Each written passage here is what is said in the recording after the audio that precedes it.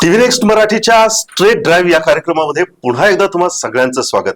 प्रत्येक मॅचच्या अगोदर एखादा डायलॉग तर आपला बनतोच. आणि काल आपण म्हटलं होतं की जो जीता वही सिकंदर, आणि काल अफगाणिस्ताननं इंग्लंडला हरवलं. मग आज या मॅचचं विश्लेषण करत असताना मला पुष्पामधला डायलॉग आठवतोय. फ्लावर समजा गया, फ्लावर नाही फायर हुम आहे. आणि अफगाणिस्ताननं ते नक्कीच काल रावळपिंडीमध्ये करून दाखवलं. अफगाणिस्ताननं इंग्लंडचा अक्षरशः धुरळा उडवला आणि पुन्हा एकदा अफगाणिस्तानची टीम ही चर्चेमध्ये राहिली. कालची मॅच काय होती, कशा पद्धतीनं त्याच्यामध्ये टर्निंग पॉइंट्स राहिले, इंग्लंड नेमकं कुठं कमी पडलं, या सगळ्या गोष्टींवरती आज आपल्यासोबत विश्लेषण करण्यासाठी क्रिकेटमध्ये गेल्या अनेक वर्षापासून अभ्यास करणारे आणि त्याच पद्धतीनं महाराष्ट्र संघाकडून अंडर 17 मध्ये विकेट किपरची जबाबदारी त्यांनी सांभाळली आणि त्याच पद्धतीने कोल्हापूर जिल्हा क्रिकेट असोसिएशनचे उपाध्यक्ष अभिजित भोसले सर आपल्या बरोबर आहेत. आणि चला आजच्या स्ट्रेट ड्राईव्ह मध्ये इंग्लंड आणि अफगाणिस्तान या मॅच बद्दल आपण त्यांच्याकडून जाणून घेऊया. सर नमस्कार. नमस्कार. ज्या पद्धतीने मी म्हणालो की अफगाणिस्तान असं म्हणत असेल की फ्लावर नाही मे फायर हुम आहे, कशी फायर काल ऐकणे ही अक्षरशः आग इंग्लंडवरती त्यांनी ओकली. अफगाणिस्तान काल एकदम फायर मोड मध्ये होते, जसं तुम्ही म्हटलं पुष्पक मधला डायलॉग तो अगदी बरोबर आहे. कारण त्यांनी पहिलं गोष्ट म्हणजे त्यांनी पहिलं चॅलेंज स्वीकारलं होतं जेव्हा बॅटिंग त्यांनी घेतली टॉस जिंकून. कारण त्यांची बॉलिंग अटॅक हा त्यांचा फार स्ट्रॉंग आहे, बरोबर, कारण त्यांच्या स्पिनर्स चांगले आहेत. आणि पाकिस्तानमध्ये नंतर विकेट सेकंड इनिंगला जरा स्लो होती, त्यामुळे त्यांनी पहिली बॅटिंग केली आणि त्यांच्या बॉलर्सला बॅक केलं. आणि त्यांचे 3 विकेट गेल्या असताना सुद्धा जेफ्री आर्चरने त्यांचे 3 विकेट्स काढले पहिले इनिशियली. नंतर मग त्यांनी जी बॅटिंग केली, झारदानने बॅटिंग केली, बाकीच्यांनी त्यांना सपोर्ट केला, त्यांच्या कॅप्टनला सपोर्ट केला, अजमतुल्लाहने सपोर्ट केला, त्याला 41 केला, नाबीनं 40 केला, 325+ त्यांनी स्कोर केला. That was fantastic. तिथंच समजलं होतं की मॅचचा रिझल्ट 90%, 80 ते 90% अफगाणिस्तानकडे जाणार आहे. सर खरं म्हणजे आता इतक्या 8 ओव्हरच्या म्हणजे 8 धावसंख्येनं ही मॅच अफगाणिस्ताननं जिंकली. याच्यामध्ये कुठंतरी जाणवतं का की जोफ्रा आर्चरचं एक षटक होतं, ज्या षटकामध्ये एक प्रचंड मार जोफ्रा आर्चरला पडला. ते जर षटक, त्याची जर धावसंख्या जर कमी आली असती तर कदाचित हा टोटल किंवा आजचा रिझल्ट हा कदाचित वेगळा लागला असता. शेवटचे 10 ओव्हर्स, आर्चरची ओव्हर तर नक्की आहे, पण शेवटचे 10 ओव्हर सुद्धा जेव्हा नाबी झारदान बॅटिंग करत होते, दोघांनी सुंदर बॅटिंग केली. झारदान हा एक 24 वर्षाचा मुलगा आहे, जो, आणि ह्या सगळ्या फायर बद्दल बोलायचं झालं, अफगाणिस्तान बोलायचं झालं तर त्यांच्याकडे ग्राउंड नाही आहेत, त्यांच्याकडे मॅचेस होत नाही आहेत तिथं. जसं आपल्या इथं रणजी ट्रॉफी मॅचेस होतात, इंटरनल मॅचेस होतात, काउंटी मॅचेस होतात, जगाचं गेडं, तसे त्यांच्याकडे मॅचेस होत नाही आहेत. पण त्यातनं सुद्धा त्या अकॅडमीमध्ये ही मुलं एकदम येतात आणि इंटरनॅशनल लेवलला परफॉर्मन्स करतात. सुंदर आहे. आणि नाबी सारखा त्यांचा 40 वर्षाचा एक्सपिरियन्स प्लेअर, त्यानं झारदानची एकत्र घेऊन बॅटिंग केली आणि त्यामुळे तो एकदमच जफ्रा आर्चरला त्यांनी चांगलं सुंदर फटकेबाजी केली. तोच डिफरन्स पडला तिथं मॅच मध्ये. बरोबर. आणि मला असं जाणवतं सर, मला माहित नाही कदाचित तुम्ही त्याच्यावरती जास्त फोकस टाकू शकाल, जसजशी ही मॅच जवळ येत होती तशी रशीद असेल, नबी असेल, हे एकत्रित येऊन टीमला एकत्रित घेऊन काहीतरी सांगण्याचा प्रयत्न करायचा की याच्यातून बाहेर कसं पडायचंय.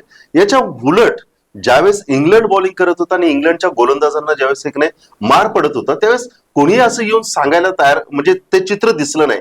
हा कुठेतरी एक डिफरन्स, म्हणजे टीम मधला जो एक एकत्रितपणा असतो, जे एक थिंक टँक असते, त्यामध्ये कुठेतरी कमीपणा जाणवला. तो जसं पहिला सुरुवात केली फायर, तर सेम तिथं गोष्ट आली की ही नाबी आणि रशीद हे सिनियर आहेत, ही जगभर T20 क्रिकेट खेळतात, बाहेरच्या लीग्स मध्ये जाऊन, त्यांना एक्सपिरियन्स भरपूर आहे, इंटरनॅशनल एक्सपिरियन्स त्यांना भरपूर आहे दोघांना.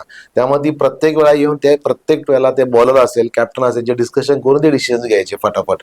पण तेच इंग्लंड बरोबर असताना जोस बटलर एकटा बघत होता आणि तो त्यांना ते दिसलं नाही तिथं आपल्याला की जे टीम बिल्डिंग पाहिजे किंवा जी एनर्जी पाहिजे तिथं, जे कॉन्फिडन्स बिल्डअप व्हायला पाहिजे तिथं, किंवा एक्सपिरियन्स तिथं शेअर केला झाला पाहिजे, तो होत नव्हता तिथं. बरोबर. आणि त्याचबरोबर सर एक गोलंदाजीच्या बाबतीमध्ये इंग्लंडच्या जर बघायचं झालं तर जोफ्रा आर्चर सुद्धा एक काही क्षणासाठी मैदानाच्या बाहेर होता. दुखापतीचं कारण सातत्यानं पुढे येत होतं, तर हे सुद्धा कुठं एक इम्पॅक्ट करून गेलं. जोफ्रा आर्चर आता 2 का 3 वर्षांतर इंटरनॅशनल क्रिकेटमध्ये आलाय. तो अनफिट होता. आपण इंडियाचा बघितलं, त्याच्या आधी इंग्लंड आली होती तेव्हाचा जोफ्रा आर्चर एक मॅचला असंच अनफिट झाला होता. तो त्याचा फिटनेसचा प्रॉब्लेम आहे नक्की, पण तो सुंदर बॉलिंग टाकत होता. पहिल्या 3 विकेट्स काढल्या, त्याला बाकीच्या बॉलर्सकडनं सपोर्ट मिळाला नाही आणि स्पिनर्स त्यांचे वीक पडले. सगळ्यात महत्वाची गोष्ट. येस. तर आता आपण त्याच गोष्टीवरती चर्चा करू की ज्या पद्धतीनं आपण झारदानला खेळताना पाहिलं, अजमतुल्लाला खेळताना पाहिलं, नबीला खेळताना पाहिलं, कसं तुम्ही त्यांच्या बॅटिंग विषयीचं विश्लेषण करू शकाल? सगळ्यात महत्वाचं म्हणजे अफगाणिस्तानला पाकिस्तानमध्ये खेळणं म्हणजे हे रेग्युलर आहे. बरोबर. त्यांच्या मॅचेस बऱ्यापैकी पाकिस्तान, दुबईमध्ये अफगाणिस्तानचे प्लेयर खेळलेले तिथं. त्यांना ग्राउंड कंडिशन चांगली माहित होती. स्लो विकेट आहे आणि बॅटिंग विकेट आहे, नंतर स्लो होणार आहे, त्यामुळे स्पिनर्सला बेनिफिट होणार आहे. आधी बॅटिंग करताना सुद्धा माहिती आहे की बॉल बॅट येणार आहे, बॅट आणि चांगला येतो, त्यामुळे त्यांना तिथल्या वातावरणाशी खेळ म्हणजे माहिती होती.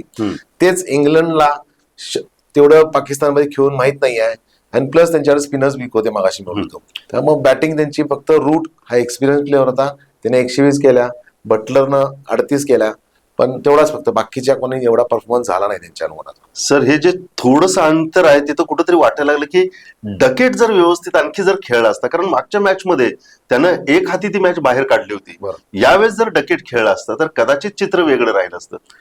बेन डकेट आणि रूटनं थर्ड विकेटसाठी पार्टनरशिप 70 का 80 रनची पार्टनरशिप केली, ती सुंदर पार्टनरशिप केली होती. पण डकेट जरा लवकर आउट झाला, त्यामुळं तो त्यांचा तो चेस होता तो झाला नाही. पण नंतर बटलरनं पण चांगली बॅटिंग केली आणि त्यानं पण रूट बरोबर चांगली पार्टनरशिप केली होती. सगळ्यात महत्वाचं म्हणजे बटलरनं तिथं गडबड करायला नको बाबा. त्यानं नाबीला 2 6 मारल्या होत्या आणि त्याचा जो 12 बॉल 28 काय तर त्यानं केला होता स्पिनर्सला, तो त्यानं तिथं कव्हर केला होता. तिथं सिंगल डबल, जिथं आपण विराट कोहली म्हणतोय बरोबर, तसं सिंगल डबल करून जे जारदान आणि यांनी केलं, नवीन अजमतुल्लानी केलं की मधल्या ओव्हर्स मध्ये 50 ओव्हर्स मध्ये सगळ्यात महत्वाचे 20 ते 40 ओव्हर मध्ये मॅक्सिमम सिंगल डबल काढणं हे तिचं एक तंत्र आहे. म्हणजे थोडक्यात ह्याचं 50 ओव्हर्सचं, तर ते त्यांनी केलं नाही तिथं. ते लॉंग बिग शॉट्सला गेले, जे बॅश बॉल म्हणतात ते, की टेस्ट मॅच मध्ये त्यांनी सुरू केले, जोर जोर माराय, फटके हे करायचे. तीच टेक्निक त्यांनी इथं युज केलं. सिंगल डबलला कॉन्सन्ट्रेट केलं नाही, विकेट पडली त्यांची. ओव्हरटर्नला पण 32 स्कोर केला, नंतर खाली चांगला बॅटिंग करत होता.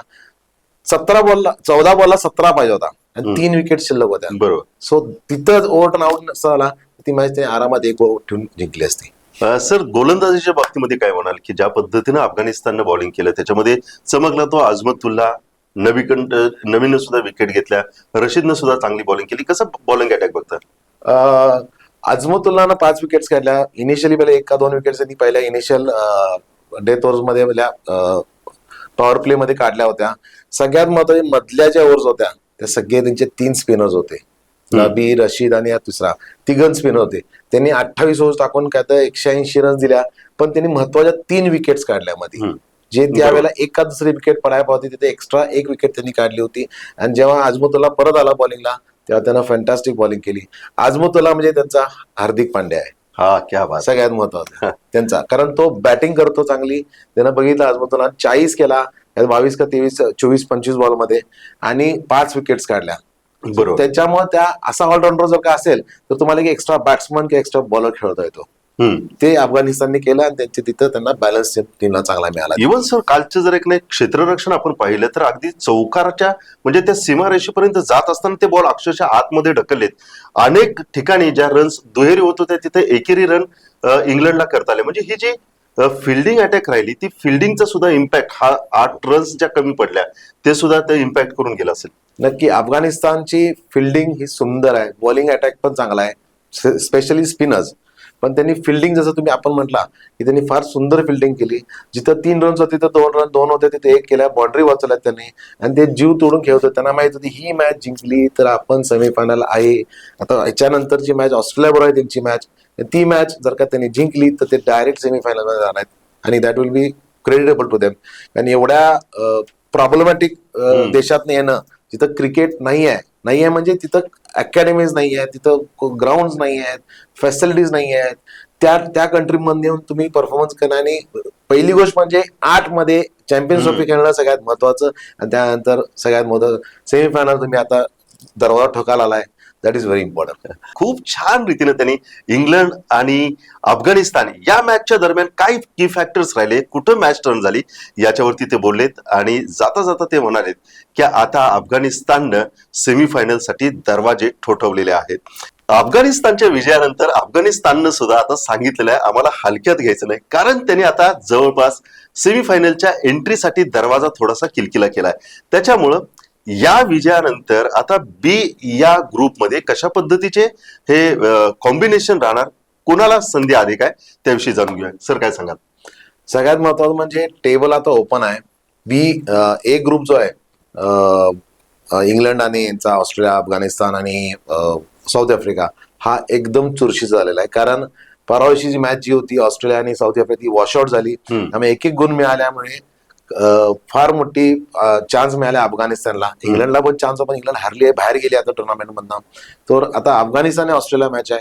ती मॅच अफगाणिस्तान जिंकली तर ऑस्ट्रेलिया बाहेर जातं.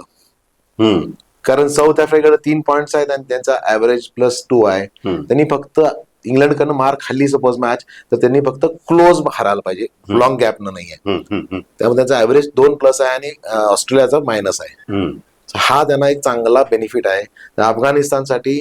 आणि ह्या कंडिशन मध्ये असं दिसतंय की ऑस्ट्रेलिया कडे 2 फास्ट बॉलर्स नाही आहेत, त्यांच्या बॅट्समन कमी आहेत, आता फिटनेसचा थोडा इश्यू आहे त्यांचा. अफगाणिस्तानला अपर हँड आहे त्या मॅच मध्ये. आणि दुसऱ्या बाजूला जर आपण साऊथ आफ्रिकाचा विचार केला तर साऊथ आफ्रिका कशी बघता? साऊथ आफ्रिका आणि इंग्लंड मॅच आहे, त्यात आता इंग्लंडचं थोडं मनोधैर्य कमी झालेलं आहे आणि साऊथ आफ्रिका त्यांचं पारडं जड आहे तिथं. पण तरी पण मी जसं म्हटलो अफगाणिस्तान जिंकली तर साऊथ आफ्रिका वर जाते, पण तरी पण साऊथ आफ्रिका त्यासाठी थांबणार नाहीये. ते त्यांच्या जिद्दीनं खेळणार. ती मॅच पण चांगली होणार आहे कारण इंग्लंड आता शेवटी त्यांचा एक आपण इज्जत राखायसाठी ती मॅच खेळणार, जिंकण्यासाठी मॅच खेळणार. ती अशी लूज मॅच ठेवणार नाहीये ते, आणि इंटरनॅशनल क्रिकेट आहे. सो ती पण मॅच सुंदर होणार आहे. तर बघू काय होतं त्यात. आणि महत्वाची गोष्ट म्हणजे साऊथ आफ्रिका बऱ्याच वेळेस मोठ्या सामन्यांमध्ये त्यांच्यावरती एक शिक्का बसलेला तो म्हणजे चोकर्सचा. त्याच्यामुळे तो दबाव सुद्धा कदाचित साऊथ आफ्रिकेवरती असू शकेल. हे चोकरचं होतं, पण अलीकडे एक वर्षा 1.5 वर्षात बघितलं आपण तर त्यांचा तो एक स्टान्स म्हणा किंवा त्यांच्याबद्दल एक अग्रेसिव्ह म्हणा किंवा ते चेंज झालेला आहे. आणि ह्या वर्षी ते चोकर्स म्हणून कदाचित बाहेर पडतील. मी म्हणू शकत नाहीये की ते टुर्नामेंट जिंकतील का ना. ऑफकोर्स मी म्हणता इंडिया जिंकणार तसं म्हणणार नाही, पण स्टील येस ते चोकर्स नसणार आहेत. ते त्यांच्या आता सगळे 1.5 वर्षात परफॉर्मन्स बघितले. आपण T20ला बघितलं, बरोबर, एक बॉल मग एक कॅच मध्ये ती मॅच फिरली नाही तर ती मॅच त्यांचीच होती. बरोबर. So they are not good chokers. ती दॅट वॉज शेअर लक म्हणा किंवा एक फॅन्टास्टिक कॅच घेतला आपल्या सूर्यकुमारनं म्हणून ते आपण मॅच T20 वर्ल्ड कप जिंकू शकलो. पण ही मॅच सुंदर होणार आहे आणि येस मी I would love to see India South Africa final लागेल.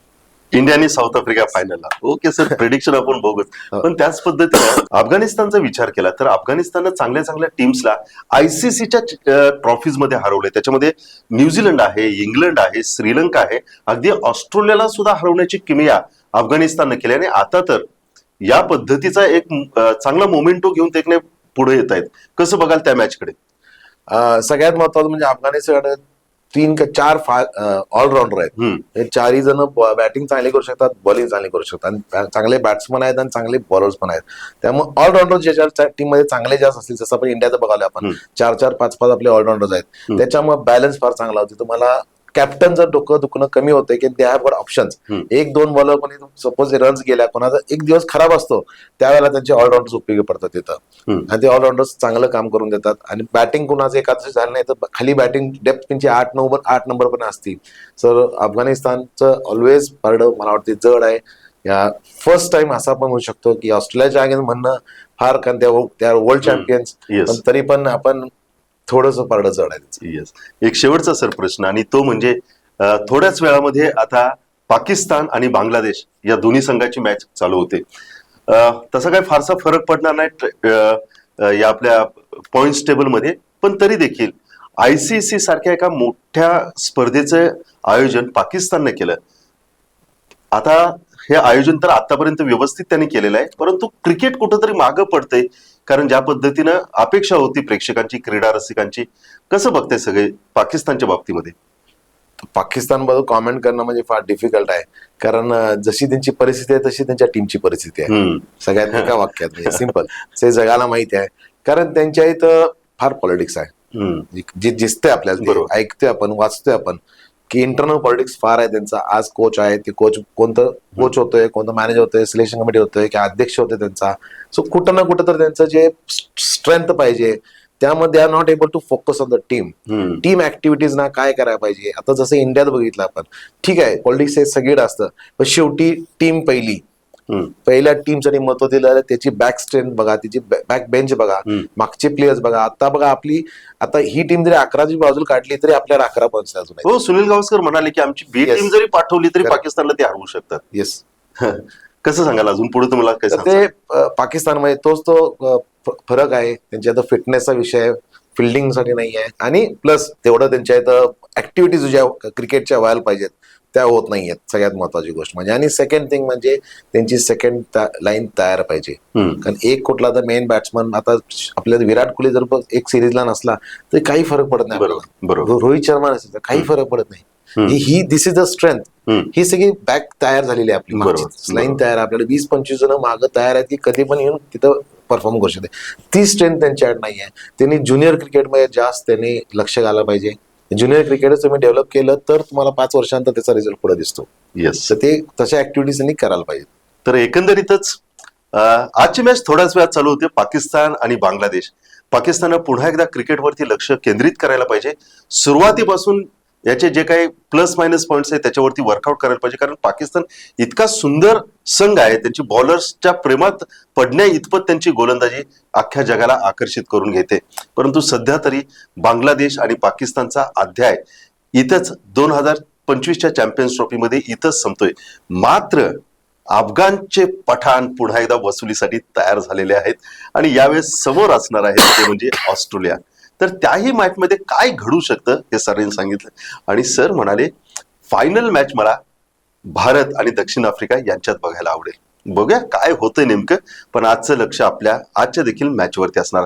पुन्हा लवकरच भेटू आपण एका नवीन मॅचच्या बाबतीमध्ये विश्लेषण करण्यासाठी आणि प्रेडिक्शन करण्यासाठी.